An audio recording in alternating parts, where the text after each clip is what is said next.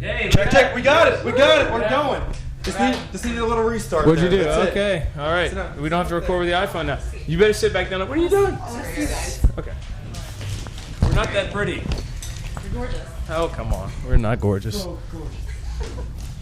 Zach, Eric, guys, how you doing? Hey, what's going on? Hey, Good, what's up? Good. So, Rock on the Range veterans, yes? Yes, Played last year? 2 years in a row. So we're excited about it. Eric, how do you feel about being a second year? I wonder why it gets cold every day we play Rock on the Range. Yeah, I it's know. cold At least today. it's What not the hell? raining though this time. It was cold last year. Why do you get to we played. Cleveland? It's even worse. Yeah. Well, we're south here. I mean, you go north to Cleveland, it's even colder. Any good tattoo shops in Cleveland right now? No, but I do know who does. Our Okay. friend, she knows who does. All right. Well, you guys want to email us? We got a day off there. I'm just thinking about it. Yeah, you know? go to the Rock Hall. Do that shit. It's actually a little disappointing. That's what everybody says. That's why I don't go. There's one in New York. They have it's called the Annex. It's so much better than the actual Rock Hall. Everybody says the Rock and Roll Hall of Fame is a disappointment. That's why I never. Yeah. go. Okay. Cool. So, what was your favorite You're part? on a show called Cleveland Rocks, by the way. We love Drew Carey. We'll have you do a liner after, on our right. camera. Is that cool? Yeah, it's fine. Cool. And what was your favorite part of playing Rock on the Range last year? We went on kind of early last year, but I mean, all these festivals, it was cool. Stone Temple Pilots. SCP. Yeah, SCP is probably one of my 3 favorite bands of all time. And that was their first show back in years. Yep, and we were here backstage, got to witness all the shenanigans. Awesome. Yeah. So, what do you think about Scott Weiland leaving Velvet Revolver? I think it's a great move, man. You know, he needs to be an SCP. He's, I'm a purist like that. So. And what do you think of a solo album? I've only heard the single, but Missing Cleveland? yeah, I like it. It's a good I song. mean, it's one of those things. It's like I like people can dog it all they want, but I like people who, when they do a solo record, and it doesn't sound like anything else they do. Like 2 of our favorite, I know Eric and I's favorite artists are Glassjaw and Head Automatica, and it's like Daryl Palumbo is Glassjaw, and that's a completely hardcore band, and then you go to Head Automatica, and it's anti, that's like Head Automatica is anti what Glassjaw is, So it's, Right. Yeah, so there's something to be said for stepping outside of the box, Yeah. Going back to Rock on the Range here real quick. What are the challenges to playing an outdoor festival, and do you approach it any differently, say, than a headlining show? Because maybe some of the fans here, they're not familiar with you, or they're only familiar with their singles. Do you approach the show any differently? No, I mean not at all, man. We we have this thing. It's 10 or 10,000, and you play the same show for 10 people as you play for 10,000 people. I mean, the differences in playing outside and playing inside for us is sonic differences. I mean, the mix in your monitor mix usually isn't as good, and that kind of thing, and you have to kind of play through that a little bit, and more technical difficulties because you don't get a sound check. You just kind of throw it up and go. Mm-hmm. So yeah, yesterday the sound here was awful. Just to warn you guys. Hopefully things are corrected today, but awesome. yeah. And for the people that aren't familiar with you guys, I mean, obviously you guys have a pretty big name, but say someone's here to say they're here to see Motley Crue tonight, and maybe they're not big Shinedown fans. What's the one thing that you want them to take away from Shinedown today? I would like for them to take away. I would like for them to come watch our band play and feel like it's a high energy show, and we involve the audience in the show a lot, and that's sort of what it's about for us is bringing them into the show, making them part of the show, and I want them to go away feeling that way, and also a feeling that we didn't suck. Mm-hmm. I agree. I think our show's very positive too. Brent's a very positive guy, and he definitely is very empowering to the audience. So as long as they walk away feeling like they can take over the world, I think we did our gig. We go up there and get, like I said, we get the same show every night. It doesn't matter if it's a festival, if it's a club, if it's a theater, if it's a stadium. It doesn't matter. We do the same show no matter what. We're just happy to be here. We know that it can be taken away fast, and we wake up every day knowing that we could easily be somewhere else. So we're definitely glad we're here. Good. Yeah, I mean, we're also one of the few bands that we're not going to f-bomb the audience, all night. Yeah, it's just in Corn yesterday, man. I mean, it's like how many times do you have to call the audience mother? Yeah. I mean, how many times? It's like, hey, motherfucker. Corn, dude, every other word, motherfucker, dude. Every other word, literally. I didn't know if I could say motherfucker because it's cool. It's cool. We're not going to stream this. Okay. So. Yeah. So to me that gets really old, and it's honestly like something that I'm proud of is that Brent goes out there and we have an entire show where you won't hear a single expletive the whole show.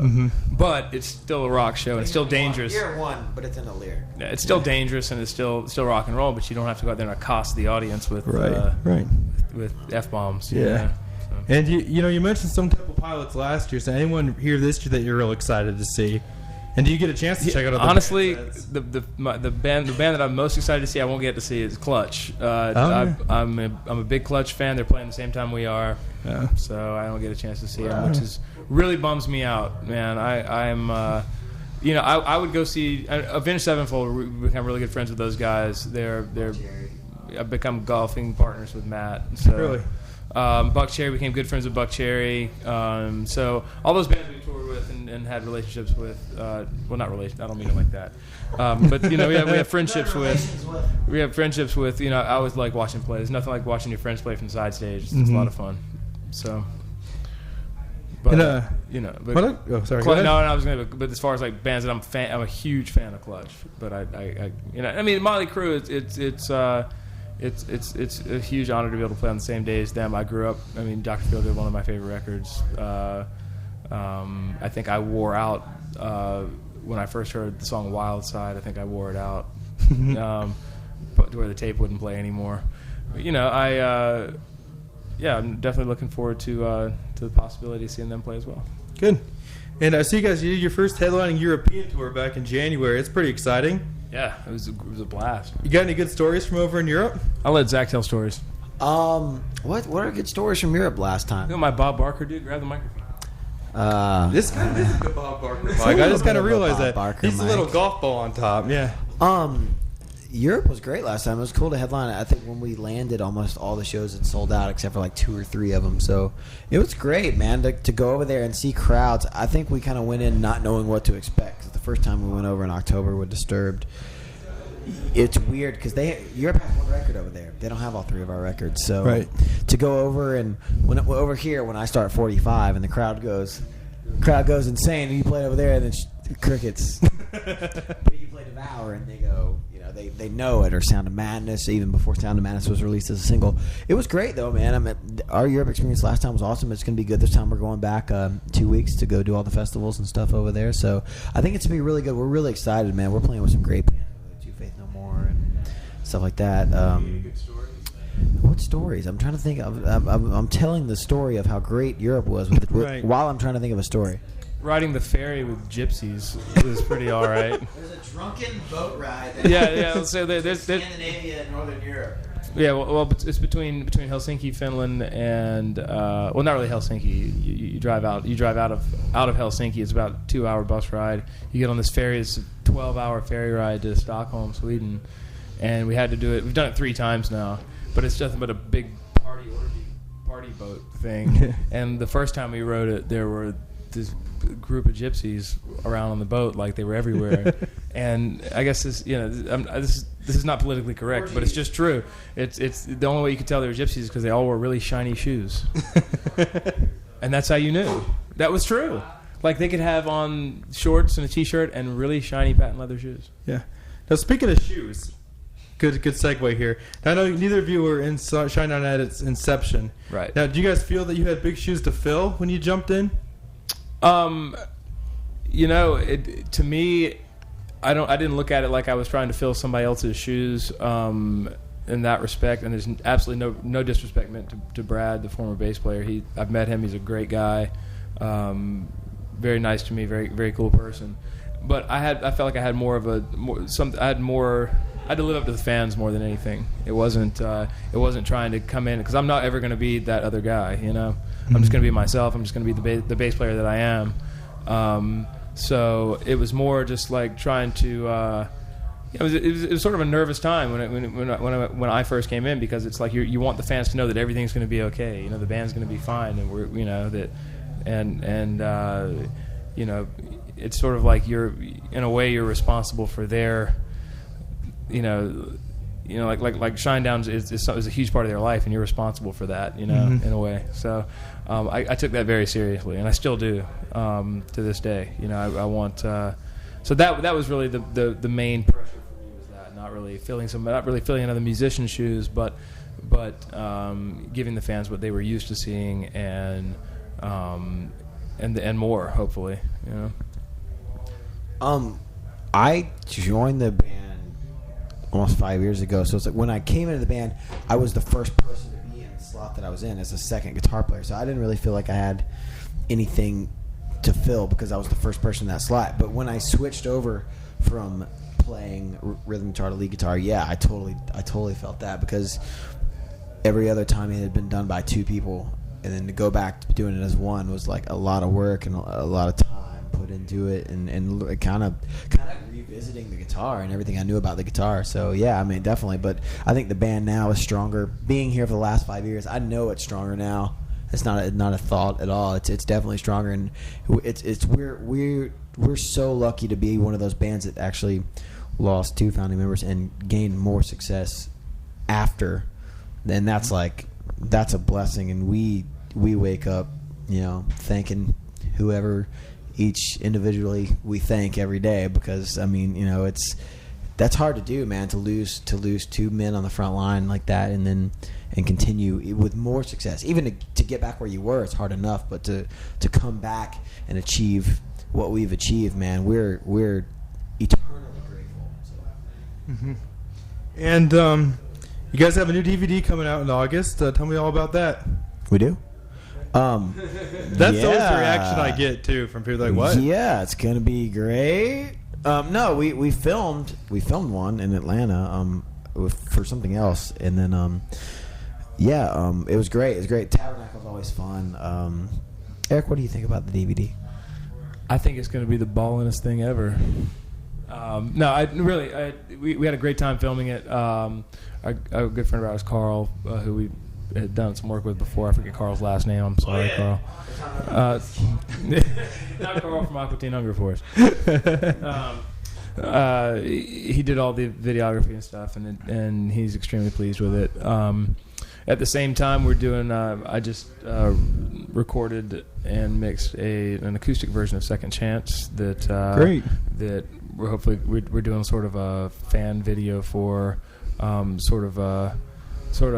kind of came to the band with this idea, and we got some performance stuff of us playing it acoustic for the video. It's going to, music video look to it, and then we've got 5 flip cams out with us on the road, and we're just filming nonsense stuff, and we're going to throw it all into a music video for the acoustic version of Second Chance at some point. So that'll be floating around. So yeah, Whiskey, where do you shop for your watches? That watch is awesome. Man, we Zach and I both have a watch problem. I actually buy most of my watches when I'm home. We have like 3 watch outlets at home, and I'll go hit those. This is my powder blue plastic. We couldn't have all the 2 most different watches. I have a powder blue Adidas digital watch on. Zach has on a $10,000 Panerai. But I have on a $10,000 Panerai radio mirror. Yeah, but usually, like I have some of my favorite watches are like Eric's. Like Eric has some baller watches like this as well. And just today he has on his. It's funny because yesterday I wore my $10 watch that I love. This is my favorite one, man. That's a nice watch. I'm serious. I wonder where I can get myself one of those. I'm going to go on eBay and find them all in all the colors. Yeah. Like Burger King They're watches. great. Yeah. Like match your outfit. Yeah. I used to wear like 8 Burger King watches at once. I wonder why I had no girlfriend. Well, now you have a powder blue, so you're doing great. No, I developed a watch fetish probably about 2 years ago and got really into them. And then Eric picked it up. And actually, I have a watch, this crazy little watch bag, which Eric has today. So he'll get one today. Yeah. Going to another interview now. All right, cool. Thanks, Zach. Bye, Zach. Eric, don't make sure he doesn't talk. I'll sit in here and answer all the questions. All the correct answers are Zach sucks. I've got it. Hey, I was gonna ask you this, Eric. Are you a big Star Wars fan? I am a big sci-fi fan, man. I'm like I've all of it. I'm a huge Star Wars fan. I went to see the original Star Wars in the theater when I was a kid. My dad took me. I'm showing my age a little bit, but I was old enough to remember it. So I think I was. How old was I when that came out? Like 4 or something. So so I remember going to see that. I remember my mom taking me to see Empire Strikes Back and being totally freaked out by the AT-AT walkers. Man, I thought this was the scariest thing ever. I, however, never made it to the theater to see Return of the Jedi for some reason. Really? But then, like, I'm I don't pick sides, man. I'm a huge Star Wars fan. I'm a huge Star Trek fan. Oh man! And my favorite show on TV ever is Battlestar Galactica, the new one, the new Battlestar Galactica, which is like the coolest show that's ever happened, ever. So besides Deadliest Catch, those are my two favorite. But so I'm just a huge sci-fi fan, man. I love sci-fi. It's an escape, you know. You can just watch it and be somewhere else, and you know. It's great. Did you ever watch the quasi sci-fi show Dark Angel with Jessica Alba? I did watch that show actually while it was on. No, I'm a Jessica Alba fan. Don't get me wrong. Too. Yeah. Actually, I stopped her wedding to Michael Weatherly, the other guy in Dark Angel. I made this website, stopjessicaalbaswedding.com, and it worked. They didn't get married. Wow. Yeah. That's great, man. Yeah. You know my big problem with that show and with it sucked. That was my big problem with it. But my big problem with that show and with a lot of other, like, it's just the same problem I have with the Transformer movie is branding, is product placement. Right. It's like, okay, look, all the Transformers were not GM cars. I promise. You know. and it's the same thing with Dark Angel. I don't know if you remember this or not, but everything on Dark Angel was either Chrysler or Pontiac. Right. All the cars. Like, and that ruins it for me. It's like, what, you're saying in the future there's the only two? No, they're not surviving now. See? Great foreshadowing, you know. So it was that pisses me off. I mean, like when I saw the Transformer movie and Jazz was a friggin' Pontiac Solstice instead of a Porsche. I was like, what's going on? Yeah. Like the Transformers are going to come to Earth and go, right? Wow. American cars. Yeah. That's where it's I at. used to be driving Hondas or something, you know? Yeah, man, you know. Yeah, they're not, they, you know, you'd think they'd be, you know, they'd be a little more green and they'd drive they'd be hybrids, you know? Hybrids, Yeah. Cool. I'm backtracking. Are you from Jacksonville too? I am not from Jacksonville. I'm from Charleston, South Carolina. Oh, no kidding. So that's I actually still have a house there, and in my time off, that is where I reside for now. I'm 99.999% sure I'm moving to Nashville at the end of this tour. So cool. But right now, that's where. Just music business. I'm a record producer as well, so I can work. And it's just, I think Nashville's got a good soul, man. It's like it's LA without the Teflon. Yeah. You know. So it's it's the same amount of. There's more music stuff going on in Nashville right now than anywhere else, and it's not plastic. You know, I haven't really I've met people like it seems like everybody has a good soul. I don't know, there's something about it. I'm from the South. I gotta stay there. You know. So now, as you're moving to Nashville, you want to be a record producer. I mean, obviously, you don't strike me as a country guy. But what do you think about the stereotype that Nashville's just all about country? It is. Well, it really is all about country, and that's the other thing. It's like, you know, I'm not the hugest country music fan. Although Brad Paisley is one of my favorite artists right now. He's an amazing songwriter. Alison Krauss is another Union Station. That group is phenomenal. But you know, the thing about country is that it's sort of the last bastion for real talent in music right now. I mean, that's what it is. It's like the people that perform can really perform. The players can really play. The songwriting is really good. The guys producing the records and engineering the record, engineers on the records are doing it the old school way. They're not, you know, not everything's not Beat Detective and Auto-Tune and Pro Tools, and you know, it's there's still an art form to it, and that's another reason why I want to be there. It's like I want to take what I learned there and bring it back over to rock. You know, I mean, I try to do that anyway. I mean, I think one of the guys that still does is really organic and does a really good job of engineering and producing and getting good sounds and all of that is Rick Rubin. He and Brendan O'Brien as well. They're the two rock guys that still kind of have that soul. I want to have that soul when I do my production stuff. So anyway, right now it's about Shinedown. I'm loving it, and I'm out here having a blast. You know, when we take time off, you know, once this tour cycle's done another year and a half, then I'll have time to produce again. You know, but great. So hopefully I'll be able to learn some tricks in Nashville. Great. Hey, thanks so much for taking the time. We got another interview to run to, but hey, I really appreciate it. And, thanks so much. Can I actually grab a still here with you? Actually, can we get a liner from you real quick? What do you guys need? It's cleverock.com. Cleve Rock? Yeah. Okay. No S. Everyone says Cleve Rock. It's Cleve Rock. Okay. Just cleverock.com. Yeah. You're checking out cleverock.com. Okay. All right. You're ready, Ashley? Okay. Ready? Yep. Hey guys, this is Eric from the band Shinedown, and are we doing this video? I'm sorry. Yeah, I'm ready. Okay, yeah, sorry. I didn't know we were doing. Okay. Oh, no, that's cool. Okay. So do I need this? No, you don't need that. Alright. I thought we were doing audio. Yes, okay. Alright. Oops. Sorry, Ashton. Alright, here we go. Ready? Hey everybody, this is Eric from the band Shinedown, and you are checking out cleverock.com. That's cleverock, no S, .com. Great. Thanks. Alright, back in his lap real quick. I'm going to grab a picture. Come on, get I ain't gonna argue with that. There you go. I'm getting window glare. Oh, yeah. Yeah, ready? Mm-hmm. You have flash on this? Because it looks really dark right there. Is it on? I think so. Alright, let me try. Oh, that's good. Okay. Oops, do it again. Oh, yeah, you have a funny face there. Perfect. All right. Great. Thank you so You're much. welcome. Alright, thanks so much. Appreciate You're it. good. Thanks a lot, Alright, man. take care, man. Hey, you guys too, man. Look forward to seeing you set. I'll be in Cleveland on Friday, too. Check Alright, you guys out we will, there. I'm a big Hailstorm fan, so. That sounds awesome, man. Yeah. Yeah, I've seen the him thing on about the you road guys- with you a bunch of times, yeah. You are like so real and like down to earth band. You know what I mean? Like that's why I've been following you so long. You know what I mean? Like there's a difference. You can tell who's kind of like fake or processed.